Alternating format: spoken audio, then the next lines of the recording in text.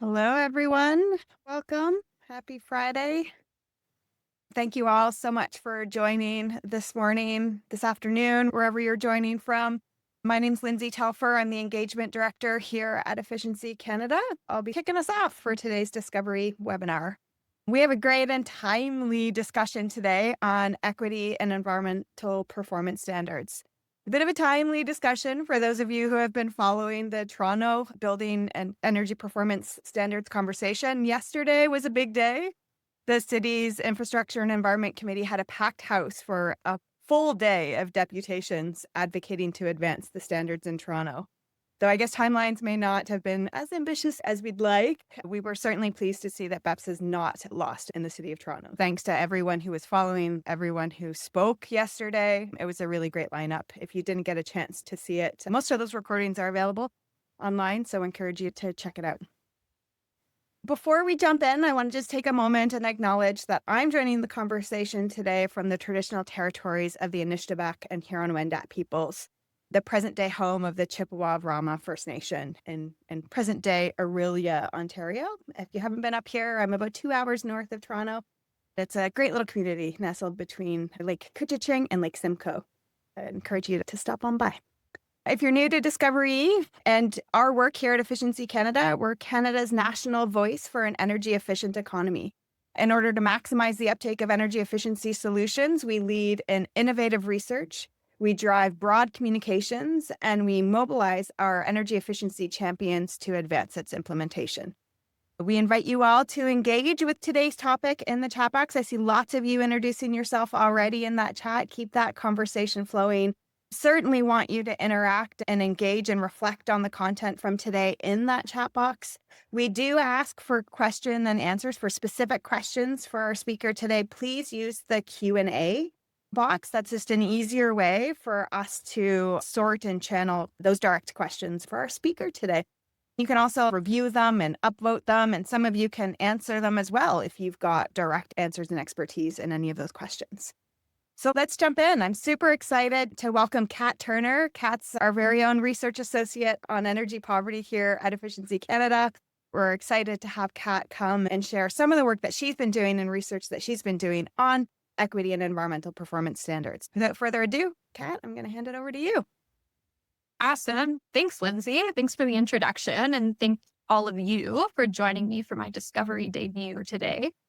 For folks I haven't met yet, I'm calling in from very beautiful, sunny, freezing cold Chipuktuk, Halifax, the unceded territory of the Mi'kmaq, where I live.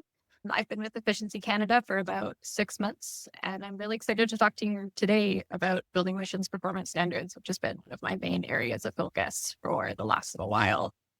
I did a very similar presentation earlier this week, so all of you are getting the refined version, but there's so much to be covered on this topic of centering equity in building emissions performance standards, or BEPS. So I'm going to do my best to keep it relatively high-ish level, so we have lots of room for questions and discussion at the end. Luckily, with such a meaty topic, it's not work that I do alone, as everything is better with friends. Efficiency Canada has been working on the matter of BEPS for many years, but most recently as a part of a TAF-funded supergroup with our friends at the Canadian Association of Physicians for the Environment, the Advocacy Centre for Tenants Ontario, Canadian Environmental Law Association, Low Income Energy Network, Institute for Market Transformation down in the States, and Acorn. Together, we've been exploring, developing resources, and in the new year, we'll be publishing a toolkit for stakeholders and decision makers around what it means to implement an equity-embedded BEPS, informed by the very real, very timely process being carried out in Toronto, as Lindsay just mentioned. So as folks are likely familiar, building energy retrofits, as Efficiency Canada says all the time, present a really amazing opportunity to not only reduce emissions from often the most highly emitting sector of a municipality, their buildings, they also offer a huge range of co-benefits from improved health, safety, comfort, resilience, and affordability for both residents and occupants. So what an equity-embedded BEPS hopes to accomplish, in our eyes, is maximizing and securing these co-benefits for all residents including underserved households and renters that may otherwise face greater barriers to accessing resources for retrofits, but in many cases stand to benefit the most from them. So while our research as a group has covered a whole range of topics, today I'm going to narrow in on a brief we published a few months back with IMT on some of the opportunities to implement an equity embedded BEPS in Toronto, using their 5 guiding principles that are up on the screen as a framework for identifying these opportunities and tangible benefits, as well as drawing in lessons learned from the growing group of major cities, provinces, states across North America that have implemented BEPS so far, which includes Vancouver here in Canada and Quebec, as well as cities in the States like New York, Boston, and Washington, D.C. So diving right in, Toronto's first principle really highlights the potential for BEPS to disproportionately harm underserved groups if it's not designed with equity and affordability as the central tenets. You'll hear this throughout my presentation. There's a particularly big concern here for renters who risk having the costs of building upgrades passed down onto them through rising rental costs or above guideline increases, as well as the risk for rent evictions or displacement throughout the process. So there are a number of different things that can be done to mitigate these issues. In our research, we found it's not unheard of to implement renter protections within a BEPS bylaw, but it is difficult. So what's potentially more effective is building out that greater policy ecosystem around a BEPS to support it by ensuring parallel renter protection bylaws are in place. Within the bylaw itself, though, some other opportunities for centering equity include establishing an equity priority buildings designation alongside equity-seeking groups. This can help to identify the buildings that should be eligible for things like alternative compliance pathways and affordability covenants. A really great example of this is Energize Denver, which established an equity priority building designation that not only covers affordable housing units, but also identifies faith buildings, nonprofit buildings, and low revenue commercial buildings that serve impacted communities. So another big opportunity within BEPS, particularly within the residential sector or sector of buildings, is the opportunity to secure in-unit cooling, particularly for renters. This is becoming more and more of a conversation as we come up against extreme temperature and weather events already being experienced across Canada. The Building Emissions Performance Standard, as planned and presented by Toronto staff back in June, neither guarantees electrification nor mandates dual heating and cooling systems. So to avoid losing out on the opportunity to realize in-unit cooling through BEPS upgrades, Toronto could, again, build out that complementary policy landscape by ensuring that policies such as a renter's bill of rights or a maximum temperature bylaw are in place. Also, within alternative compliance pathways, could recognize certain end-use service upgrades for targeted buildings as progress within an alternative compliance pathway. So to say, if it doesn't look like you're able to necessarily meet the emissions target as is outlined, we could say the installation of heat pumps or other cooling devices as an interim measure may be sufficient.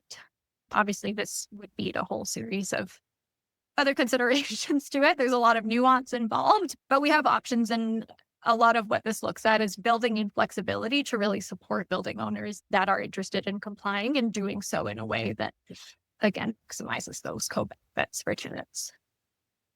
The next principle Toronto identified is pretty straightforward, so I won't spend too much time on it. It's broad and inclusive engagement, but I will say time and time again, you will not achieve a strong BEPS that works for equity-seeking groups without directly consulting, engaging, and involving impacted communities throughout the process. There is no add and stir when it comes to equity. It has to be a central tenet from jump. A really interesting model that I wanted to shine a light on, though, and that IMT has done some really excellent research that I would encourage folks to check out if they're interested, are the formation of community accountability boards. I see these as a structure within BEPS that kind of goes beyond an advisory council and that it builds in additional accountability within the bylaw. So a great example is Boston's BERDO review board. This is an accountability and oversight framework composed of 9 majority community-based nominees that not only assist in identifying opportunities to reverse past harms during the design phase of BEPS. So this could be renovictions, displacement, cultural erasure and gentrification, or discriminatory development policies. They also oversee applications to alternative compliant pathways or for alternative compliant pathways by equity priority buildings, and then are able to make decisions about the redistribution of non-compliance funds to support building upgrades within the designated category. Third, this is, I think, one of the big conversations in Toronto right now, and definitely comes up a lot when talking about whether or not to include multi-unit residential buildings or residential buildings at all in a BEPS, is striking that balance between feasibility and pace of change. We're seeing a lot, especially at the municipal level, the tendency to pit affordability and climate action against one another. BEPS I see as a really great example of how these are not mutually exclusive. They are deeply interwoven. And I think a good way of looking at that is that BEPS is not meant to be inherently penalizing, right? The goal is to provide building owners with resources and advance notice and a little bit of an extra push and accountability to ensure that when building upgrades need to be made, whether it's to a furnace, to windows or doors, we are taking those opportunities to maximize efficiency and all of the other co-benefits we discussed to make sure these buildings are as best performing and resilient uh, over the long term, and ultimately is really a win-win for everyone. We see it's relatively common practice to introduce compliance for MURBs later on down the line after BEPS has maybe been applied to, or compliance has been implemented for industrial or commercial buildings. This can be a great way to ensure that compliance fees are starting to accrue and are able to be redistributed to equity priority buildings. They're also a really great way to make sure that the market is ready, that workforce has time to develop. What this advance notice can also do is allow equity priority buildings the flexibility and time that they need to align compliance with asset management plans. This is particularly important for buildings with renters and low-income tenants because it's a way to work with financing restrictions of lower revenue buildings and tenant relocation rules in a way that avoids rent-evictions or potentially building owners selling buildings, which can result in further displacement or rent hikes. There are a few different options for programming. We'll talk about programming in a second, but ultimately providing that technical and financial assistance to building owners goes a long way. So Seattle runs a coaching-based emissions navigator program to help building owners understand the kinds of upgrades and opportunities that exist for their building. There's also the Affordable Housing Retrofit Accelerator in Washington, D.C., which takes more of a financial support model by partnering with a few different banks in DC to make sure that funding and loans are available to match up with compliance. These are all options and ways of, again, building in that flexibility within alternative compliance pathways, which are the key mechanism to making attainable standards. These typically include, again, some kind of equity priority building designation, and then a whole series of flexibility measures, whether they're different targets, extended timelines, fee waivers. Some jurisdictions are exploring portfolio scale compliance. There are a whole range of options that exist. But none of this would be possible without supportive policies and programs. And I think it's important to emphasize that this goes beyond just what is already or needed to be offered by the municipality. It's also creating that wider network and pulling in resources that may exist through the utility or through the federal government or ideally the provincial government. So as alluded to, it's key to make sure that these owners and operators have the capacity and resources that they need to comply so that costs aren't passed down onto tenants. Dedicated funding streams typically are the main way of doing this. This can obviously be pricey for buildings. So building out and making those connections and ties with other funding is ideal and is possible and definitely exists within Canada. It's going to take a little bit more effort and creativity, but it is all there and it all can be done. Workforce is the other really big opportunity that I think is important to highlight within supportive programming. The original modeling for Toronto's 2040 climate targets indicated that to retrofit all of the buildings that would need to be upgraded, it would take about 60,000 jobs. We can be supporting employment opportunities by offering incentives to building owners or requirements of building owners that they follow what are called high road contracting standards.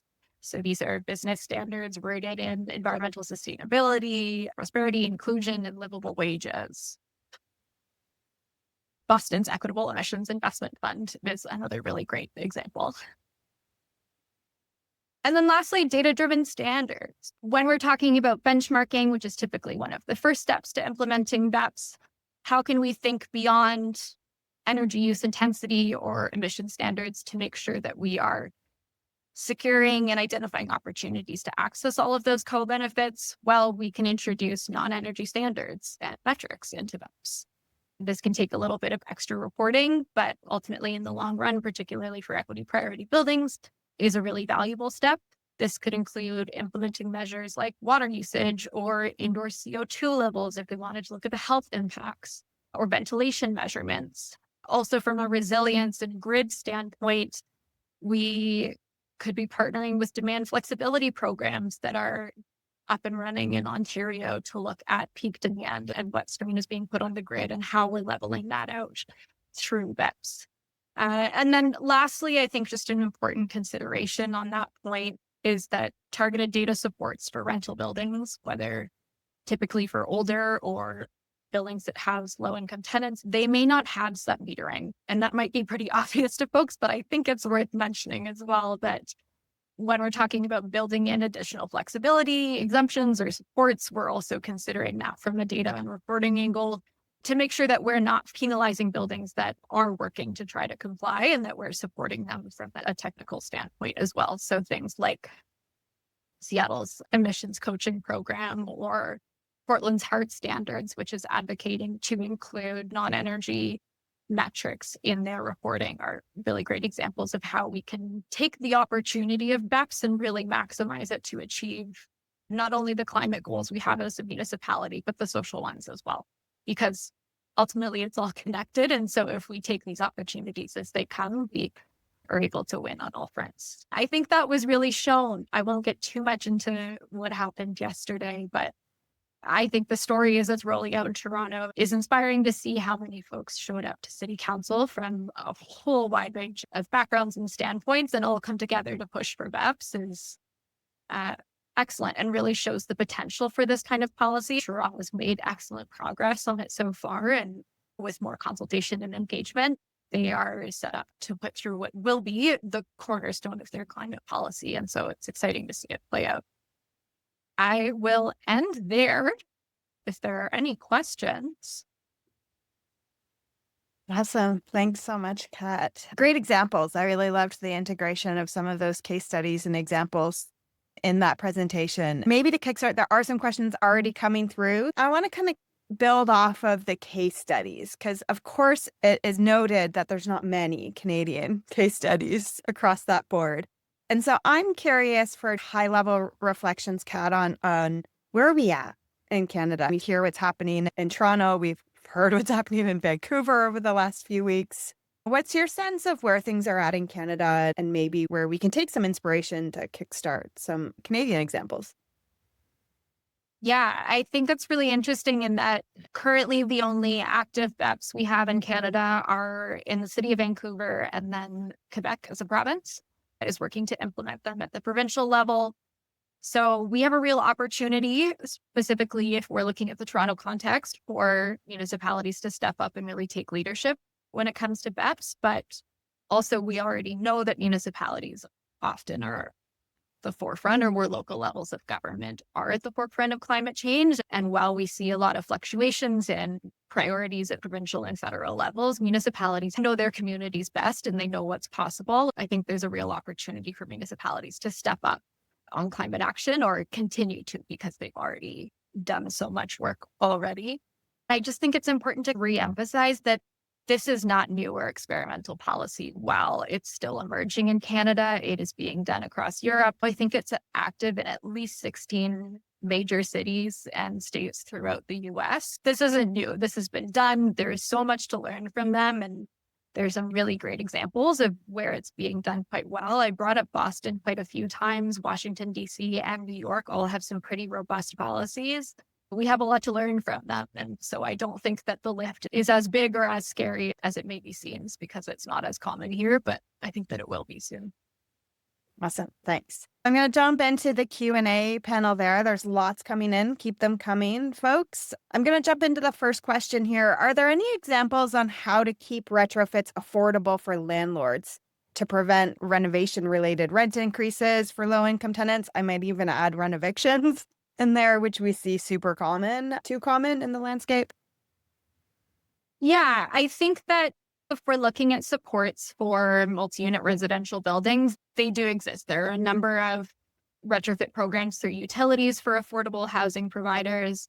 There are still a number of grants available at the federal level to support retrofits and MURBs. And so I think what municipalities can do, even when the financial lift seems quite high, is to create those resources to make all of those other opportunities and funding accessible and clear and easy to access. I think when we look at building retrofits, that navigation component is often the trickiest for folks who already have so many other competing priorities, and being really clear that there is flexibility within BEPS and that the goal is to do long-term planning to make the most of their assets. It shouldn't be a major deviation from what their plans already look like. In terms of funding for landlords, I think that there's definitely still more room for greater supports. What I mentioned in terms of redirecting non-compliance fees from industrial and commercial buildings towards equity priority residential buildings, I think is a really strong model and something Toronto specifically has an opportunity to do if they do pass a commercial BEPS in the coming years. Those are some of the options I would see so far. I would also point to banks in that in terms of loans, there sometimes can be a higher risk, but it's something that banks and insurance providers are also really getting on board with is making these building upgrades. Yeah, it I think can take a little bit of creativity, but the options are there. Well, I'm going to jump to Brendan's question because Brendan asked a question that I think builds off of your answer a little bit. You may have partially answered it in that last question as well. But Brendan's asking, what is the scenario for equitable BEPS in Toronto if they start with commercial buildings? First of all, I'd say that an equitable BEPS in Toronto, there are considerations that should also be made for commercial buildings while the focus is on residents and where they live. As I mentioned, there are still going to be buildings that will be required to comply with BEPS that do impact underserved communities. So we should take that into account as well. But by starting with larger industrial and commercial buildings, there is an opportunity through non-compliance. Obviously, the goal is for folks to comply, but we know that there will be some fees and penalties awarded. And so if we can create and redirect specific pools of funding or make commitments that funding will be redirected towards equity priority residential buildings, I think that's a strong opportunity and one of the benefits of having that phased and tiered approach to BEPS. Awesome. Thank you. Okay, so I have a tough question for you. David is certainly asking the question that is around a lot of people's minds and certainly was on the City of Toronto's mind and some of their recent news around potentially abandoning some of these programs because of the removal of the carbon tax and other incentive programs. David's asking, how do we increase the non-energy benefits to the multi-residential sector now that the cost savings from decarbonization are arguably less due to the removal of the carbon tax on gas? That's an awesome question. That's also one that I'm trying to wrap my head around. I think there's almost two parts of it, right? Maybe if we zero in on the non-energy benefits piece, how do we increase the value of those non-energy benefits as a strong lever and rationale for BEPS? Maybe we start there. I think that taking it from an insurance standpoint is often one that's pretty appealing. Insurance industries are seeing the highest payouts they've ever seen before, and a lot of it is tied to the impacts of climate change that we're already feeling. So if we look at it from a resilience standpoint as a non-energy benefit, I think making those upgrades now will actually save folks a lot of money in the long run. Also, as we see changing appliance and equipment standards, making those changes and being early adopters will ultimately be a benefit. I think that there's a lot to say. And in terms of making that argument, it's still something I'm trying to figure out how to do as eloquently as possible. So when maybe Yeah. I have a little bit more of a robust one, we'll get back to David. Okay. Awesome. Maybe the second part of that question, and I'm curious if you've got thoughts on this second part too, which is what is the argument for communities like Toronto and others to move forward with BEPS in absence of the carbon tax? I still think there's an argument to proceed with these programs in absence of the federal incentives that arguably were creating a supportive landscape. What would you say around the arguments for moving forward with BEPS without those types of corresponding programs? Yeah, I'd say while the carbon tax is maybe no longer a part of that landscape isn't dead entirely. There is still funding available through the Canadian Infrastructure Bank, retrofit accelerator initiatives that are going on. The Greener Neighborhood Pilot Project for residents still exists, clean tech investment tax credits. While it's not carbon tax, there is still federal funding available. And so that hope is not lost. I'd say it's definitely overshadowed by some other stuff right now, but taking advantage of that funding and proving that this is still a priority to municipalities can go a long way. I would also say that while it may not be a priority for high levels of government, municipalities know their constituents the best, and it is a priority for constituents. And so on that front, you ultimately have a responsibility to act. In Toronto, we saw an outstanding 92% of residents surveyed were interested in buildings being required to make upgrades to make buildings safer and more resilient to climate change and extreme weather. 92%, that is not nothing.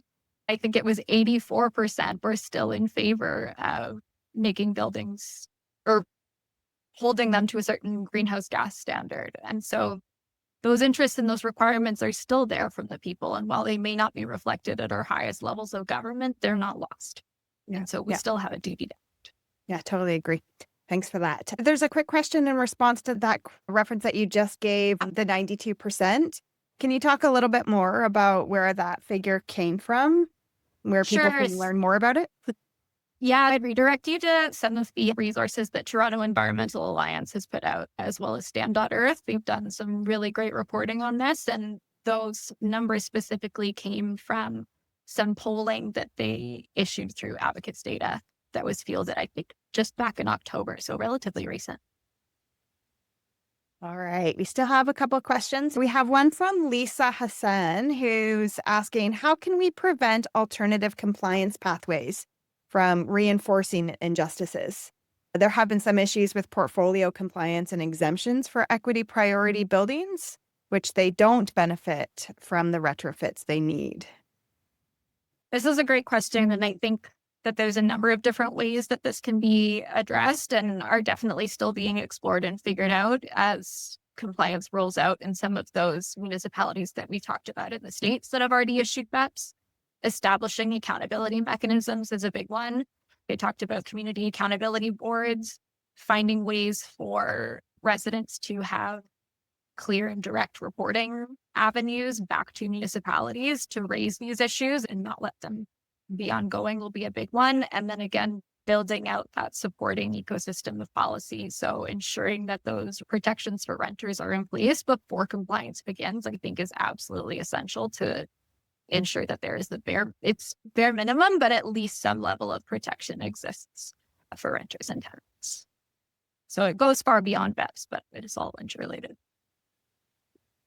Awesome. We had a webinar on condos a couple of weeks ago, and I'm curious your thoughts on how we can support condos getting more active in retrofit solutions.